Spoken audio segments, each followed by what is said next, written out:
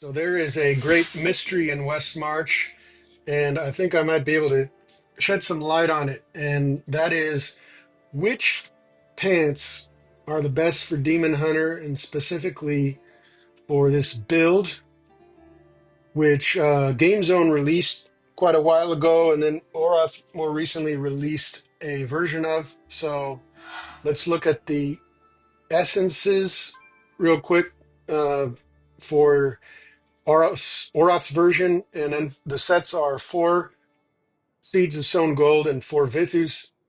I'm running it with Slinger and using the top skills and Death's Release since it has a much lower cooldown than Lightning Rod, and it will trigger from what is it called? Roiling Consequence, if nothing else on this build. I'm using a familiar, a Skitter White with Lingering Wounds, and the highest DPS familiar is going to be either a Skitter White or Brood Talon with Lingering Wounds and High Insight, which will extend or increase the effect of Lingering Wounds, and also both their active skills will extend the duration of Lingering Wounds.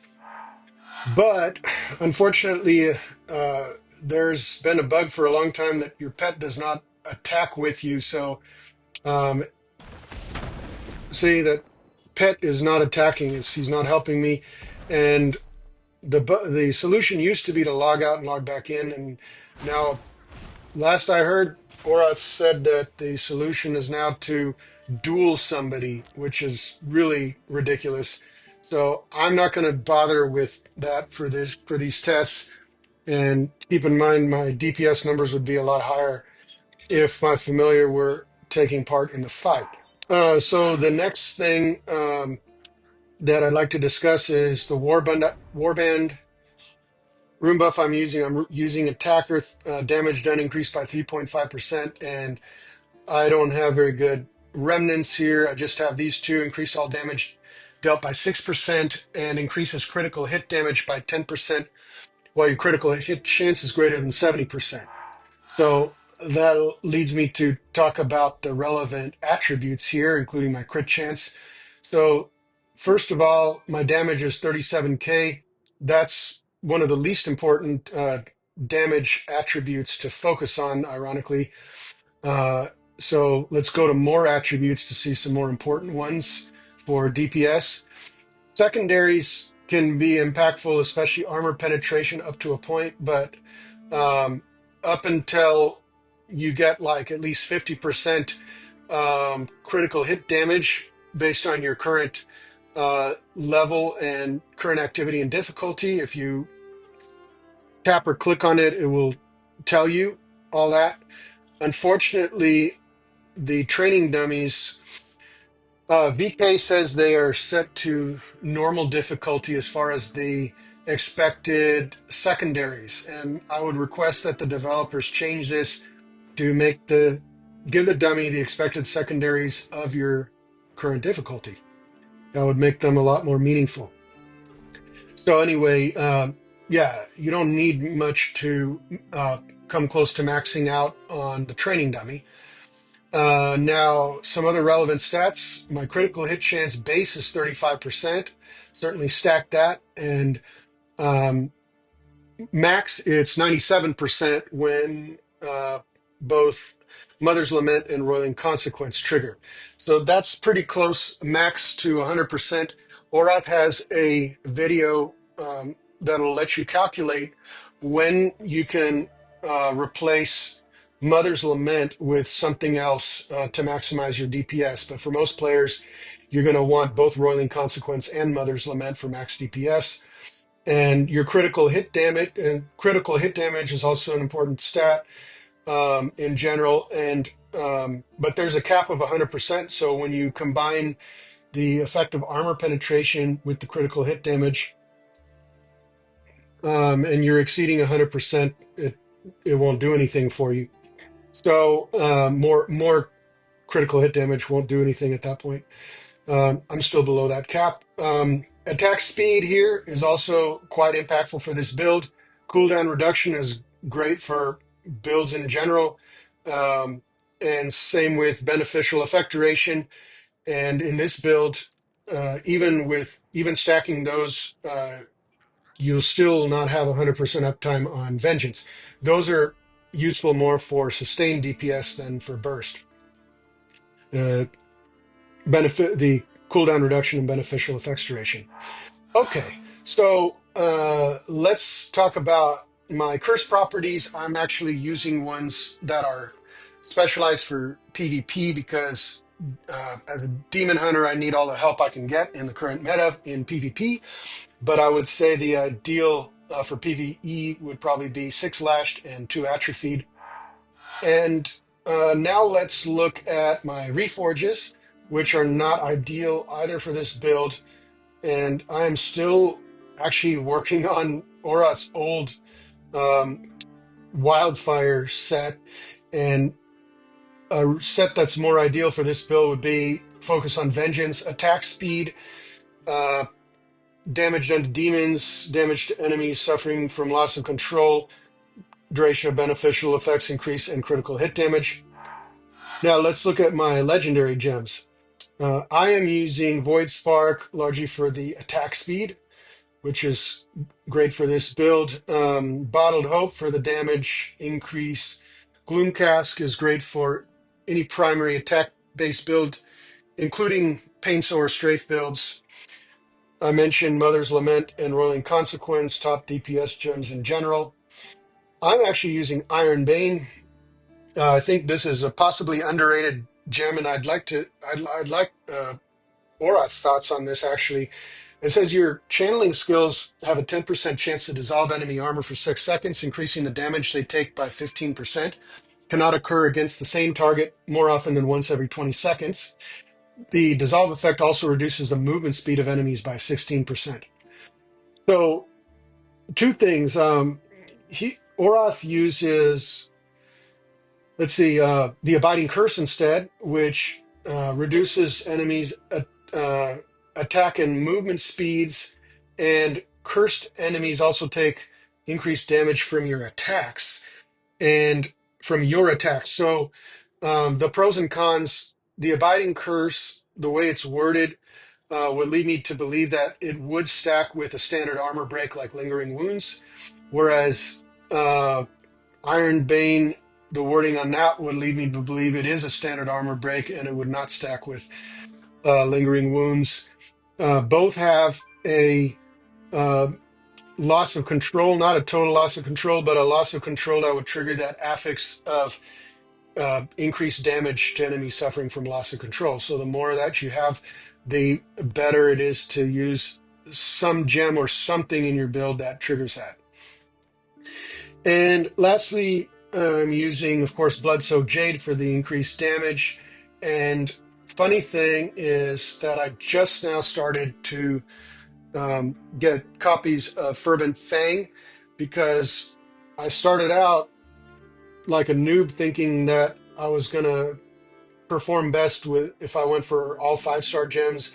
Then I started watching Auroth and other good YouTubers like Apollyon, OmniFlash, and others that recommended actually a mix of star counts that are tailored for a particular build. And now that you can make any gem dormant, it's very doable to do that for great versatility. And I have a gem guide, legendary gem feature guide, if you want to learn more about that and other ways to optimize your power and versatility with legendary gems.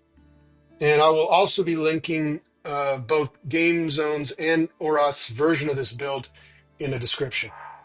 Okay, the reason why I want to test range is because Strafe, the Painsour Strafe, recently got buffed to where now it says Strafe now fires your primary attacks focus at the nearest enemy, but they deal 50% damage to nearby enemies and 90% damage to enemies at max range. So this would benefit keeping greater range, whereas Auroth says that he gets a lot more DPS at close range because these other skills in the build actually do more DPS at close range. So I'm going to test that out. So first, let's go right on the dummy and test, and you'll notice something interesting. Notice the energy bar is not refilling whatsoever. Okay, and my DPS is pathetic compared to, you'll see, compared to what I can get um, otherwise. So if you look at Sinful Vigor, it says that primary attacks restore 1.5% of Strafe's energy. And that's not working when I am right on the dummy. So, and based on the breakdown, you can see that there are no primary attacks. So it turns out if you are right on top of your target using Pain Soul or Strafe, you will not fire primary attacks and you will not therefore restore your energy with Sinful Vigor. So do not stand right on top of the target. Okay. Now let's test at a close range, but not that close. So let's go.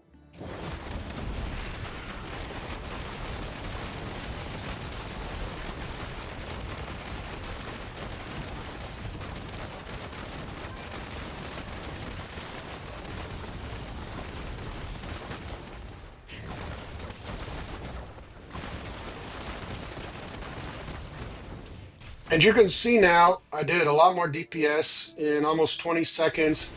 I did 8.8 million DPS. All right, so now let us test further away. Okay. And this is my breakdown.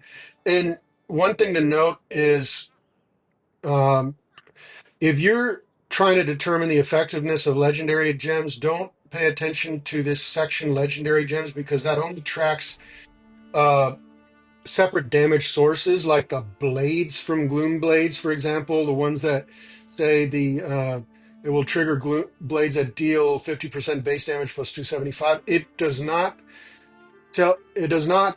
measure any effect of like crit chance buffs or percent damage buffs or anything. So definitely do not pay attention to that as far as determining which legendary gems do more DPS. Just pay attention to which ones give you more overall DPS. So let me stand about as far as I can to be in range of the target now. Come on.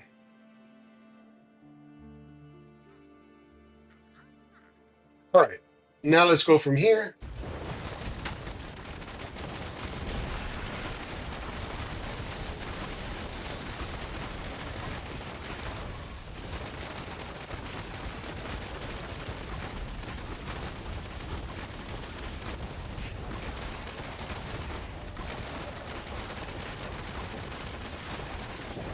And here I do 9.1 million DPS.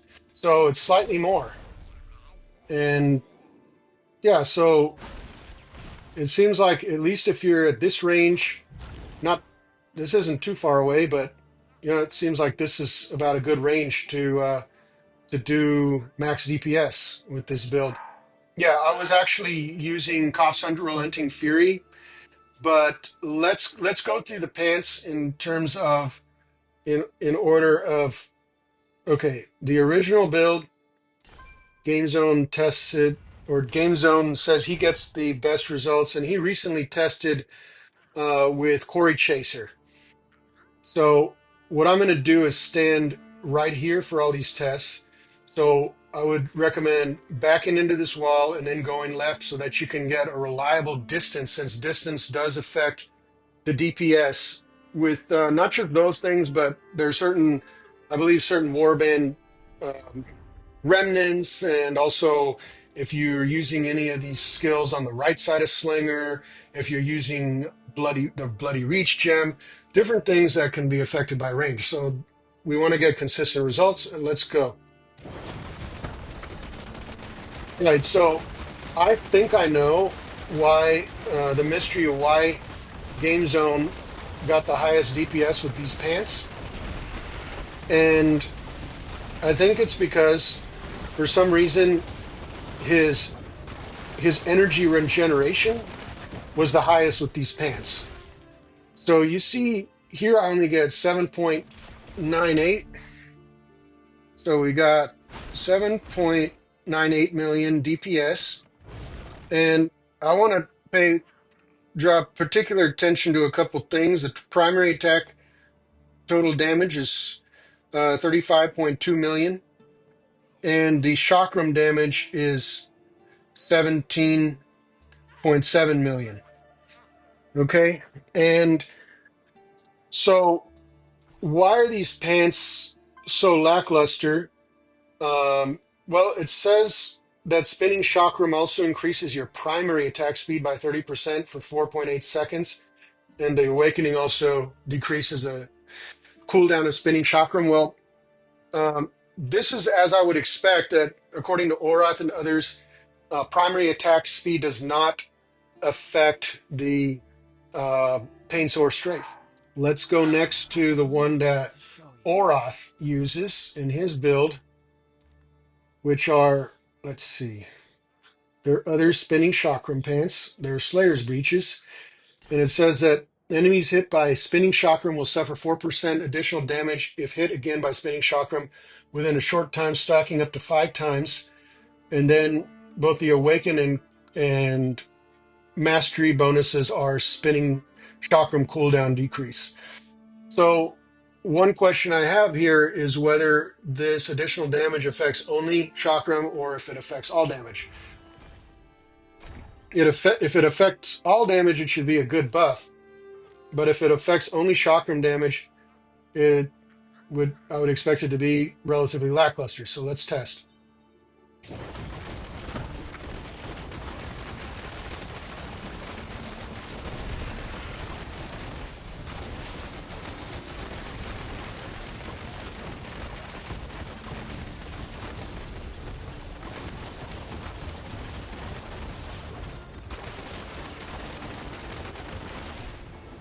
Okay, so let's see. We got 8.58 million DPS, and then we got in the breakdown, we got 37.5 million for primary, and we've got 21.6 million for chakram. So it looks like, yeah, we did only slightly more primary damage, but we did significantly more chakram damage. So I'm thinking that it might only affect the chakram damage and not other sources of damage. So we have two candidates for vengeance. We've got Ruinous Path.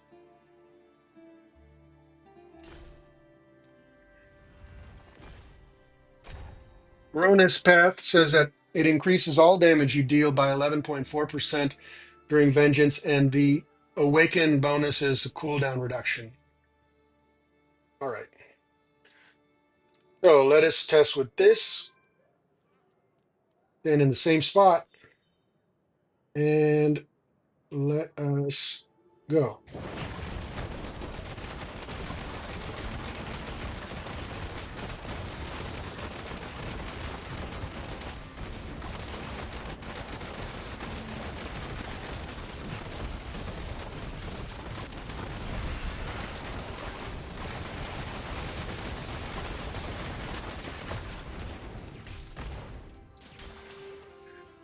So we got 8.16 million DPS and 37.2 million primary, 17.6 million chakram, although that is lower than it was the first time that I tested. So let's I want to retest that. All right.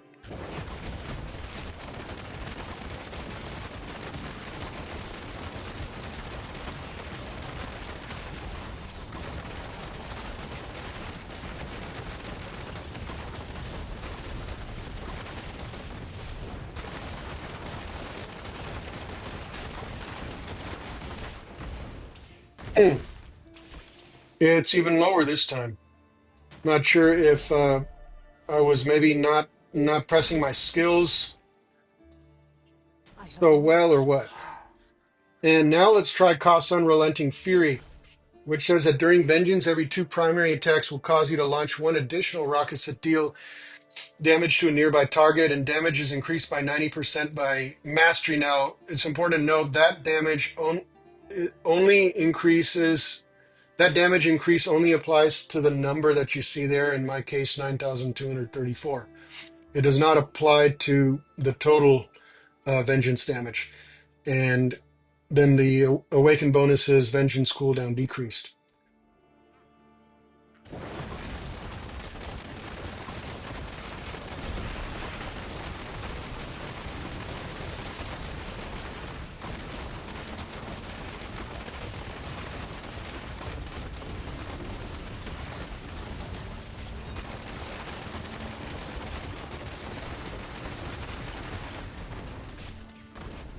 And here I got 8.83 million DPS. With the breakdown, we got 38.9 million to primary, and we've got 18.4 million to chakram. So it seems like we have a clear winner, and I've got to, you know what, who I've got to give a shout out to here.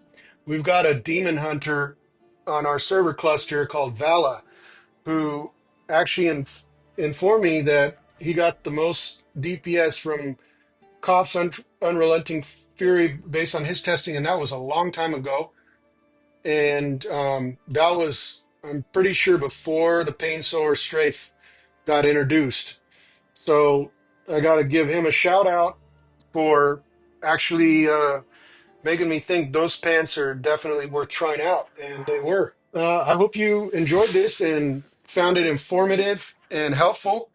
And if you did, please like and subscribe, and I'll see you next time. Take care.